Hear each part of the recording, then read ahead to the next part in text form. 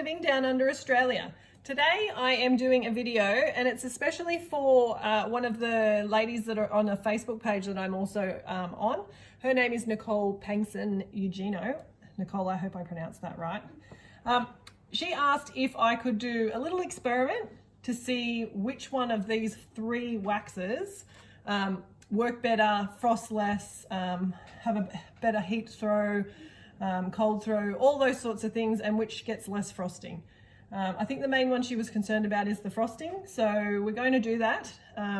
We've got the Golden Brand 416 here, which is for a mold. These are all mold or wax melts. We've got the A27, and this little gem here is the Kerastoi 4120. Now I had to wait a little while because this one took quite a while to get here, but now I have them all. I've got some time to do it, so we're going to get that underway. These are the containers. I've picked containers that are all pretty similar in shape.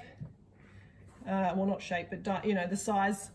I'm going to do a color layer and I'm going to do a normal layer just on its own, and then we can take a look in 2 weeks to see which one's frosted, which one didn't, or just the degrees of frosting, because we all know soy waxes will generally frost. So hopefully this is what you were after, Nicole, and everyone else who's wondering which is better. Hopefully this video can answer your questions without you going to the trouble of having to buy the 3 different waxes. Okay, let's get this going. So we've moved on to the stage of testing the wax. Now, this wax that I've got in here is the 416, Golden Brand 416 soy wax flakes. The melt temperature for this one is 54 to 58 degrees Celsius, and the pour temp is 65 degrees. So we've got it at the right temperature right now. And I've loaded it to the max load of 10%, and I've added in a purple color. So this one's labeled 416. So we're just going to pour some in here.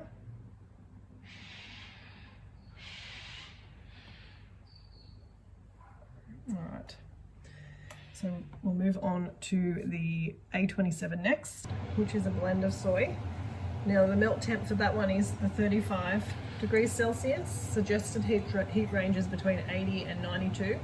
Now I was only able to get this up to 80 because it's such a small amount. And the pouring temp is between 62 and 72. So we're just going to pour that in. It's right on 62 now. I've also got the same color, just to keep it consistent, we're using purple. And same fragrance, and 10% load. Okay, so now we'll move on to the Kerastoi.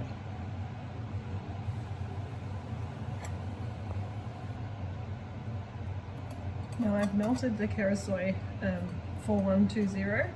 Now this one has a temperature range of 55 to 60. They like you to put the dye and fragrance in it at 60 degrees Celsius. And our pour temp is 55. So we're almost there, we've got 1 degree to go, so I'm just swirling it. So I've added the dye in and the fragrance. So I'm just giving it a good swirl, 1 to cool it down, and 2 so that they can bind. You need to stir for at least 2 minutes to bind them. And so I just wanted to explain why I was doing the purple. So what I found in my candle making is that the purple color is usually the one that will frost. So I thought, what better way to test which is better with frosting than to use the purple dye. So we're just going to pour this one in here.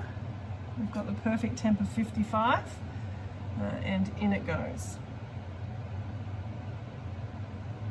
So I think I've pretty much got the same color for all of them. I've tried to use and get the same purple color, but it's hard to know until it sets. So we'll let the 3 set, and then once we come back after they've set, I'm just going to do no color. I'm still going to use fragrance, but no color, and then we'll see what the difference is once it's set.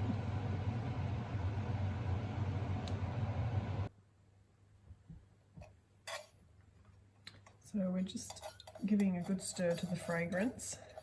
This is the 416 that I'm using. The fragrance that I'm using on all of them is the same, Cherry Blossom. I've tried to keep it as consistent as I can. All right. So we're just going to pour this in. Now it's at the perfect pour temp for this.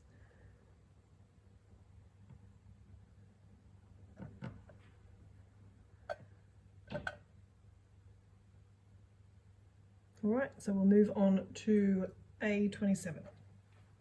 So we've heated up the A27. I'm just going to pour that in.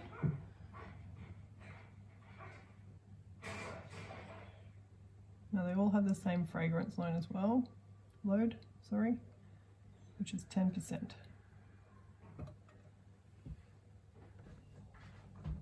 We've let these set for 2 nights, and now we're going to take them out of their molds. Okay, so first, I haven't tied any knots in the ends of these, so I don't need to snip them off. So we'll start with this one. So this is the 416.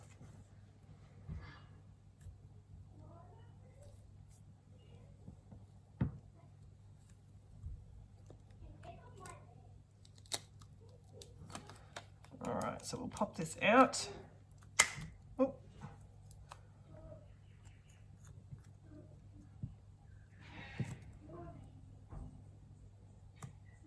right. So that's that one there. Okay, and we'll go on to the Kerastoi, the 4120. So as I said, they've all got the purple colouring.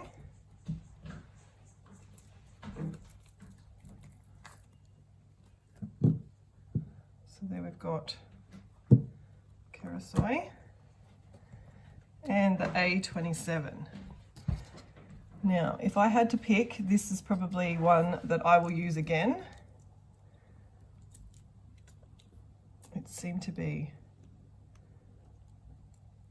the one that set the most smoothest, but let's see what it was like with the colour.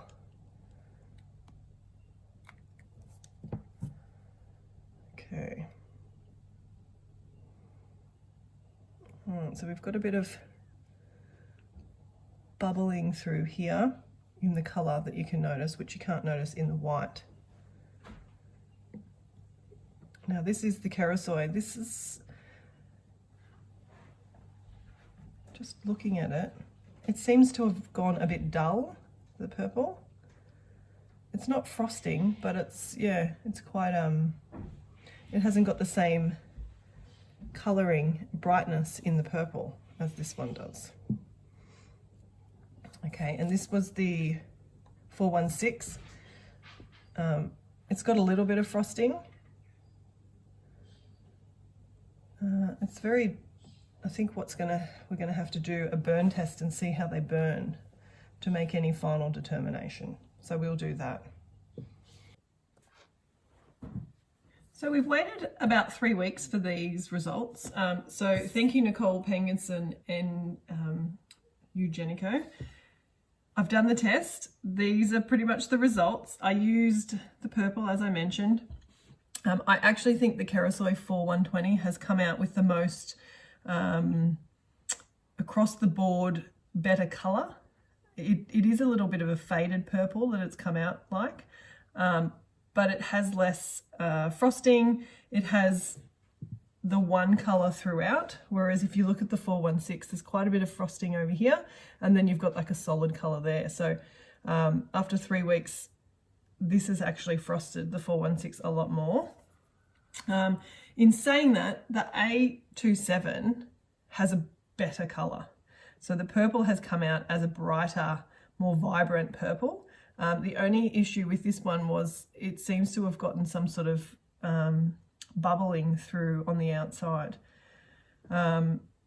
which you can see the little striations. So that's the only difference for that one. So this gives a better colour. So A27 gives a better colour, a vibrant colour. There was more frosting on the 416 than either of them. But overall, I would say the Kerastoi 4120 has a better overall look, purely because it's, other than this little blemish here, the color and everything is all even. Okay, so I'm just going to light them. We're not going to do a proper late burn.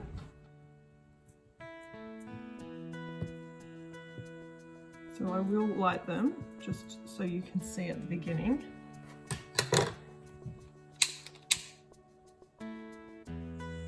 But I will also use these in a burn. You'll have to watch out for one of my candle testing videos.